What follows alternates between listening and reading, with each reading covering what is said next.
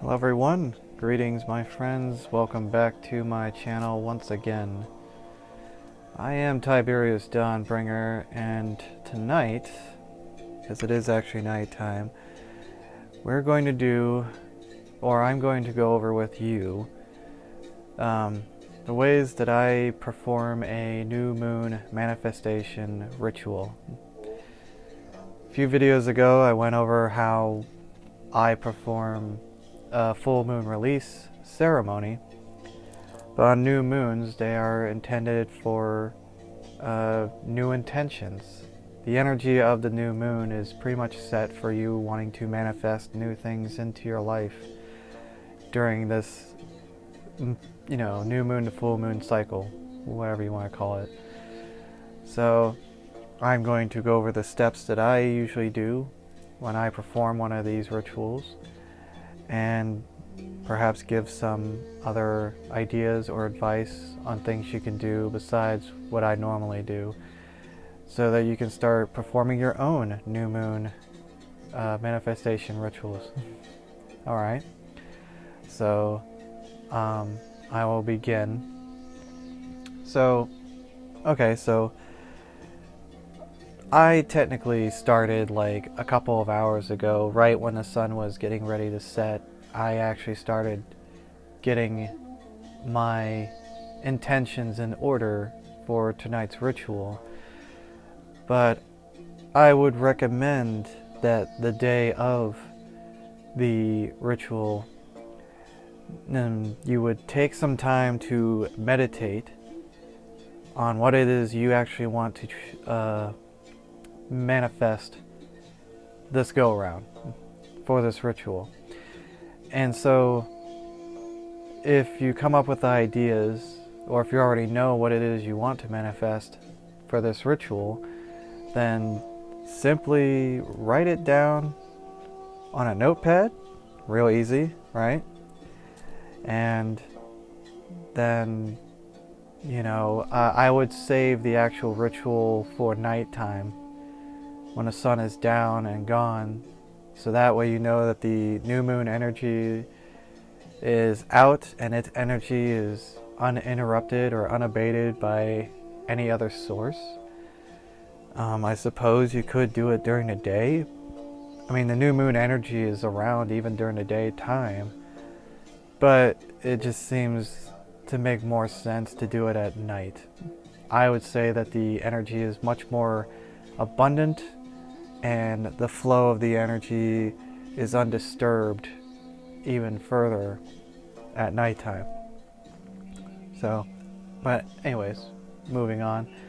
So, what I usually do is, whether I write down my intentions or manifestations during the daytime or like an hour or two before I actually do the ritual, when I prepare to do the ritual, like tonight here in my room, I decided to do the ritual in here, as opposed to I had a couple rooms downstairs that I used to do my rituals in until I got a roommate and situations had to change around. So anyways, I do most of my spiritual work here in the upstairs area, which is pretty much mine.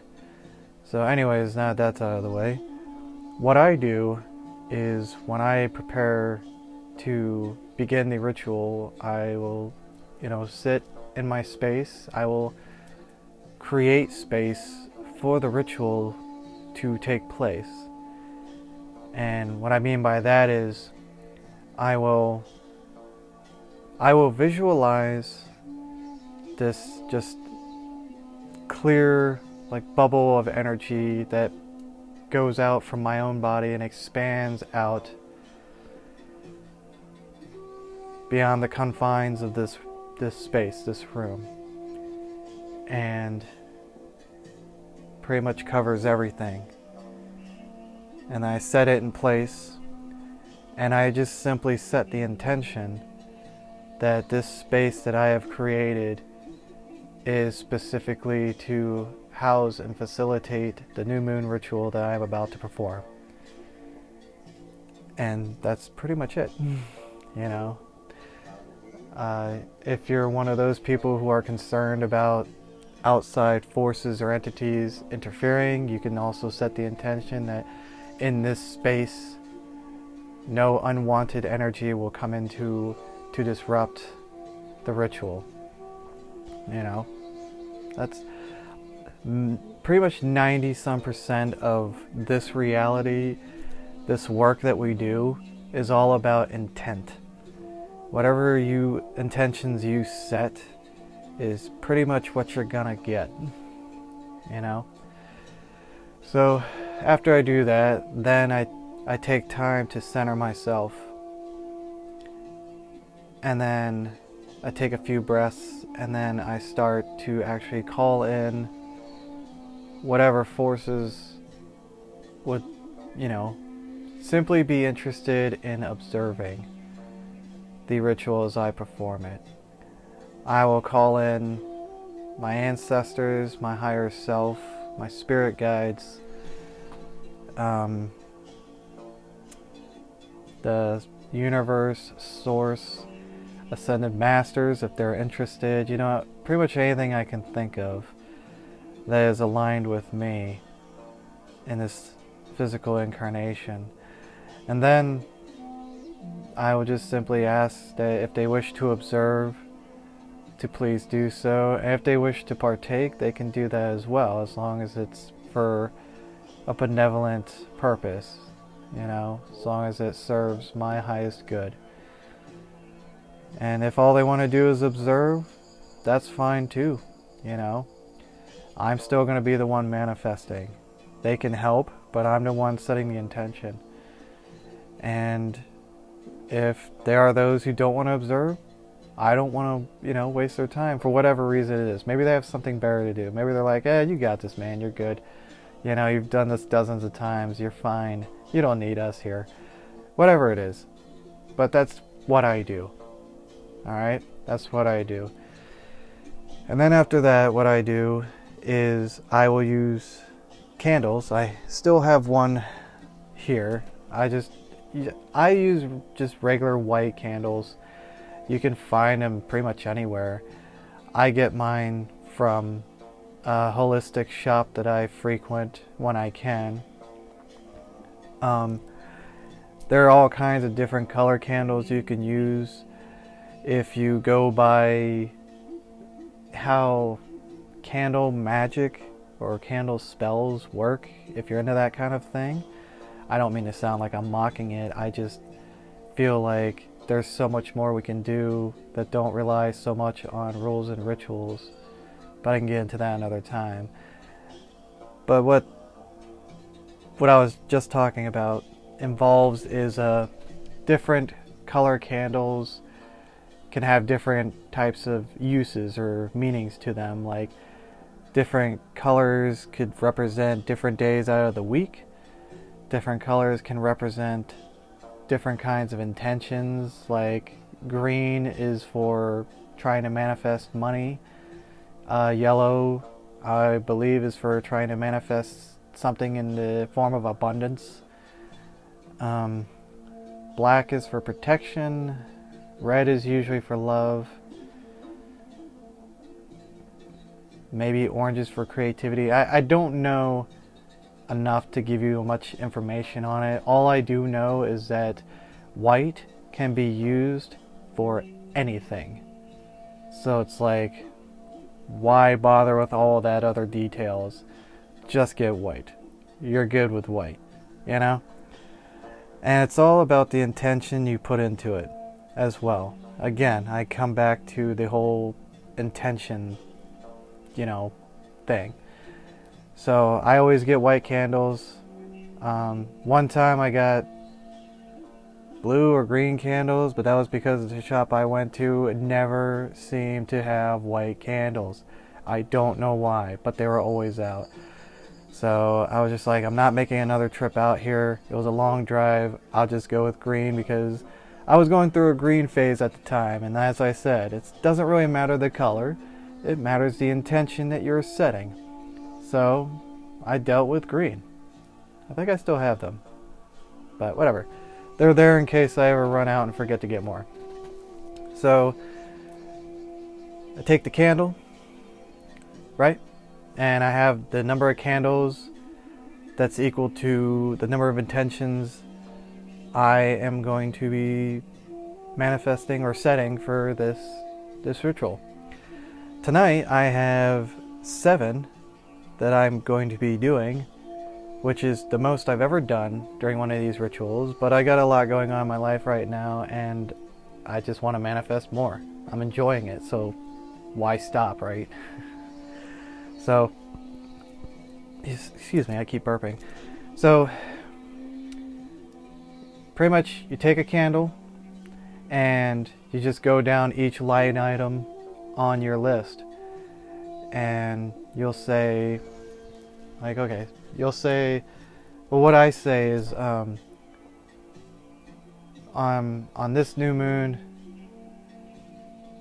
my intention on this new moon is to manifest, and then I read the line item off. Alright? And I'll try to, when I write them down, I try to write it like I'm doing that in my head. Like, my intention on this new moon is to manifest, more opportunities to speak my truth.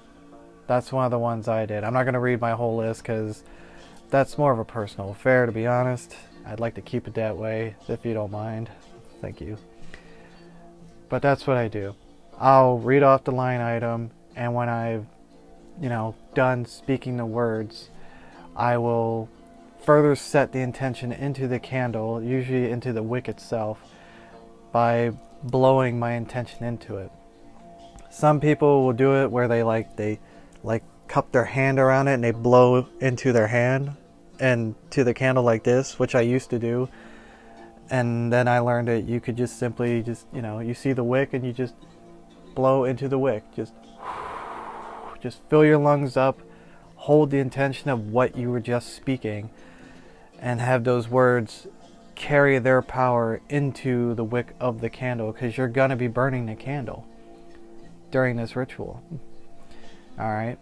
And that's what I do with each item, with each candle. I'll put that candle down, I'll pick up another candle, and I'll go over the second one, hold the intention, blow that intention into the candle, and set it aside. And I do that until I go through every single candle and every single line item.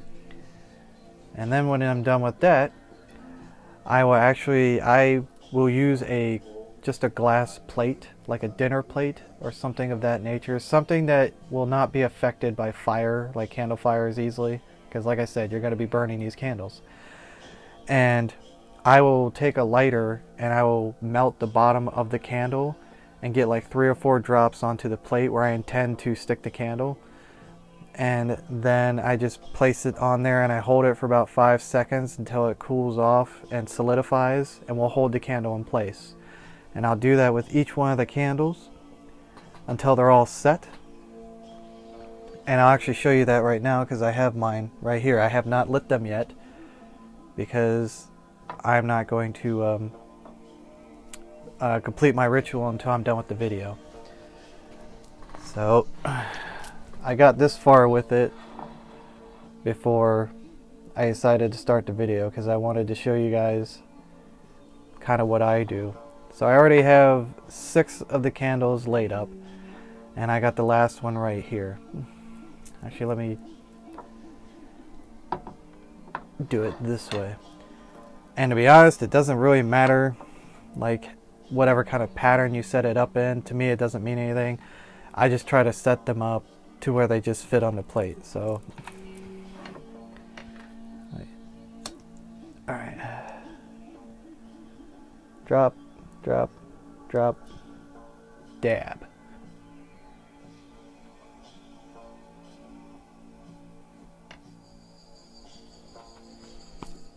See? Not hard at all. So, I have my ritual plate set with all the candles that hold my manifestations or my intentions that I want to manifest. And then I'm going to place these over on my altar that's on the other side of my room here. And then I'm going to light each candle and I'm going to let them burn until they burn completely out. It could take hours which I don't mind, but that's great.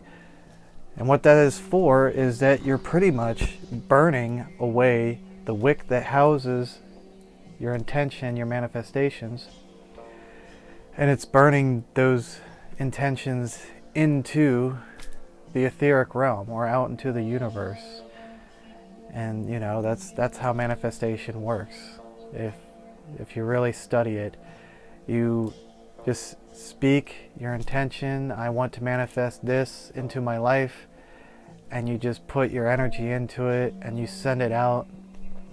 And it really depends on who you talk to about it, but the way I usually understand it is you send it out and you just kind of forget about it.